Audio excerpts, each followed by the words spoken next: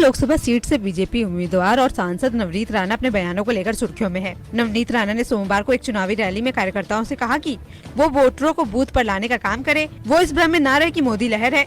नवनीत राणा के इस दावे के एक दिन बाद ही विरोधी दल उन पर हमलावर हो गए। मंगलवार को महाविकास अघाड़ी के उद्धव गुट और पवार गुट ने कहा कि नवनीत राणा सच बोल रही है, जो बीजेपी खुद जानती है कि मोदी लहर नहीं है। ये बीजेपी के तरीके में दिख रहा है कि वो बीजेपी के नेता के तौर पर मैदान में नहीं उतर रही है। दरअसल नवनीत राणा ने सोमवार को अपने अमरावती लोकसभा सीट में एक रैली को संबोधित करते हुए ये बयान दिया। बैठक में मीडिया को अनुमति नहीं थी, लेकिन उनके बयान देने का वीडियो वायरल हो रहा है, जिसमें राणा कार्यकर्ताओं से कहती हुई नजर आ रही हैं, हमें ये चुनाव ऐसे लड़ना होगा जैसे कि ये ग्राम पंचायत चुनाव हो। हमें दोपहर 12 बजे तक सभी मतदाताओं को बूथ पर लाना होगा और उन्हें वोट देने के लिए कहना होगा। इस भ्रम में मत रहिए कि मोदी लहर है। उन्होंने आगे कहा कि पिछले चुनावों में मोदी लहर के बावजूद मैं एक स्वतंत्र उम्मीदवार के रूप में चुनी गई थी।